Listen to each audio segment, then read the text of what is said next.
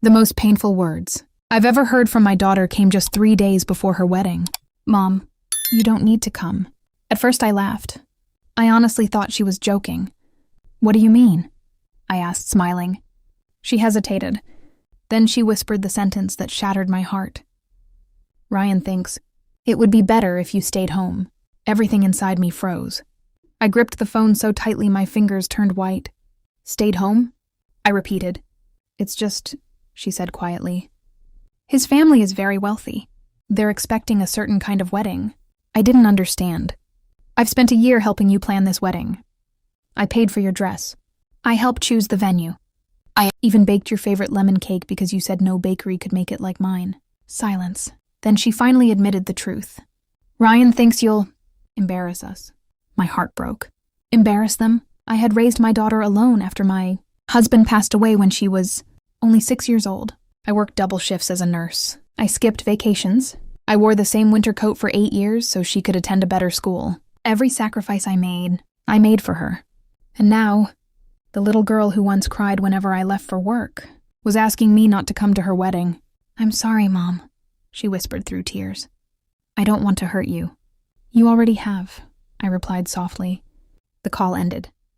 I sat alone in my kitchen, staring at the framed photo of my daughter on her first day of kindergarten. She was wearing a tiny pink backpack, holding my hand, smiling at me like I was her entire world. I couldn't stop crying. For 2 days, I convinced myself not to go. Maybe she was right. Maybe my presence would only make things harder for her. Then on the morning of the wedding, someone knocked on my front door. A young woman stood there wearing a black business suit. "Mrs. Pamela Carter?" "Yes." She smiled politely. "My name is Emily. I'm the wedding coordinator." I frowned. "I wasn't invited." "I know," she replied. "That's exactly why I'm here." She handed me a cream-colored envelope sealed with gold wax. There was no name on the front, only one sentence. "Please come, no matter what anyone tells you." I looked up in confusion. "Who sent this?" Emily lowered her voice. "I promised I wouldn't tell you, but I will say this. If you don't come today, someone dangerous wins." Before I could ask another question, she turned around, got into her car, and drove away. I stood there holding the mysterious envelope. For the first time, I realized this wedding wasn't just about my daughter's happiness. Someone wanted to erase me from the biggest day of her life, and I had a feeling they were hiding something far worse than simple embarrassment. I stared at the envelope for several minutes before opening it. Inside was a single ivory invitation card. It had my daughter's wedding date, my seat number, and one handwritten note. "Please trust your heart, Pamela. Your daughter needs you more than she realizes." No signature, no explanation, just those words. I looked at the clock. The ceremony would begin in less than 2 hours. Part of me wanted to tear the invitation into pieces. If my own daughter didn't want me there, why should I go? But something about that note felt different. It didn't feel like a prank. It felt like a warning. An hour later, I quietly walked into the back of the church. No one noticed me at first. I chose the last row, hoping I could simply watch my daughter get married and leave without causing any trouble. The church was breathtaking. White roses lined the aisle. Crystal chandeliers sparkled overhead. A string quartet played softly as guests found their seats. Then I noticed something strange. Ryan's mother kept whispering to different guests while glancing in my direction. Every time our eyes met, she looked away, as if she was afraid I'd recognize her. A few minutes later, I saw my daughter. She looked beautiful in her wedding dress, but she wasn't smiling. Not the way every bride should. She looked nervous, almost frightened. When our eyes met across the room, she froze. For a brief moment, I saw relief wash over her face. She wanted to come to me. I could tell, but Ryan gently grabbed her arm and whispered something into her ear. She immediately looked down at the floor. My heart sank. Something wasn't right. Then I overheard Ryan speaking to his best man. "Once we're married," he chuckled, "everything she owns becomes part of our future." The best man laughed. "And her mom?" Ryan smirked. "She'll be out of our lives for good." Those words hit me like ice. This wasn't about embarrassment. This was about control. I quietly reached for my phone and started recording. A few moments later, the wedding coordinator, Emily, hurried over to me. "You came," she whispered with relief. "I had to." She glanced around to make sure no one was listening. Then she handed me a small flash drive. My boss told me to give you this if you showed up. I frowned. What's on it? Her face turned serious. Security footage. From the rehearsal dinner. My heartbeat quickened.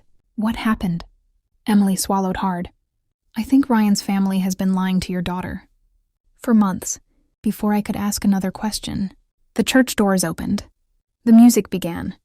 The ceremony was about to start, and I had no idea that the tiny flash drive in my hand contained a secret powerful enough to stop the wedding before anyone could say, I do. The wedding march began. Everyone stood as my daughter slowly walked down the aisle. She looked breathtaking, but as a mother, I noticed something no one else did. Her smile wasn't real. It was forced. Every few steps, she glanced toward Ryan as if she were asking permission to breathe. I tightened my grip on the flash drive. Emily quietly pointed toward the church's media booth. They can play it on the main screen. I nodded. If this is what I think it is, the wedding has to stop. The minister smiled warmly. We are gathered here today to celebrate the union of Ryan and Sophia. Wait! My voice echoed through the church. Every head turned toward me. Ryan's face immediately darkened. I thought we made it clear, he snapped. You weren't invited. His mother crossed her arms. This is exactly why we didn't want her here. Several guests stared at me with judgment. My daughter looked terrified. Mom, she whispered. I slowly walked toward the front. I don't want to ruin your wedding. I want to save your future. Ryan laughed. She's trying to get attention. I turned to the media technician. Please, play the video on this flash drive. Ryan suddenly shouted. Don't you dare! That reaction alone told everyone something was wrong. The technician looked at the minister. The minister nodded. Seconds later, the giant screen behind the altar lit up. The first clip showed the rehearsal dinner from the previous night. Ryan was sitting with his parents.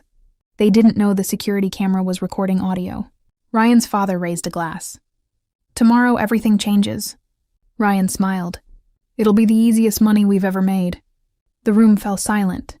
The next clip began. Ryan's mother laughed. Once they're married, convince her to sell her mother's house. Ryan nodded confidently. Pamela will end up in a nursing home. She won't have anyone left. Gasps filled the church. I looked at my daughter. Tears streamed down her face. But the worst was still coming. The final recording started. Ryan leaned back in his chair and said the words that destroyed everything. I don't love Sophia. I never did. I'm marrying her because she'll inherit her father's investment portfolio. His friends burst into laughter. One of them asked, and what if she finds out? Ryan smirked. She won't. She's too innocent. The video ended. Complete silence. My daughter slowly removed her engagement ring. She looked at Ryan with tears in her eyes. You lied to me. Ryan stepped forward desperately. Baby, I can explain. She raised her hand. Don't. For the first time that day, she wasn't afraid anymore. She walked across the altar, straight toward me, and wrapped her arms around me. I'm so sorry, Mom, she cried. I should have listened to you. I held her tightly. You never have to apologize for coming home. Behind us, Ryan's perfect wedding was falling apart in front of every single guest. The church remained completely silent. No one moved. No one spoke. Ryan stood frozen at the altar, his face drained of color. His parents looked around the room, hoping someone would defend them.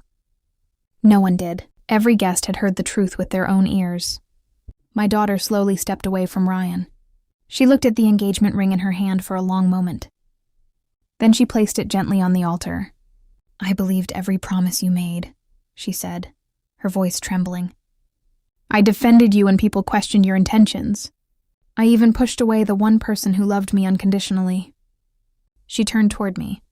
Tears streamed down her face. Mom, I'm so sorry. I opened my arms without saying a word. She ran to me and hugged me tighter than she had since she was a little girl. I thought I had to choose between my husband and my mother, she whispered. I didn't realize I was choosing between lies and love. I kissed her forehead. You never lost me. You only needed to find your way back. Ryan took a step forward. Sophia, please. We can fix this. She slowly turned around. No, you didn't make one mistake. You built an entire relationship on lies. His mother suddenly interrupted. You're throwing away your future because of one video? Sophia looked at her calmly. No, I'm protecting my future because of the truth. The minister quietly closed his ceremony book. I believe today's wedding is officially canceled. Several guests began applauding. Others quietly walked over to comfort my daughter. Even Ryan's best man shook his head in disappointment before leaving the church. Within minutes, the beautiful wedding venue was almost empty. The flowers were still there. The music had stopped. But the illusion Ryan had created was gone forever. A few weeks later, Sophia officially ended the relationship. She also discovered that Ryan had secretly accumulated debt in his own name and had planned to pressure her into helping him repay it after the wedding.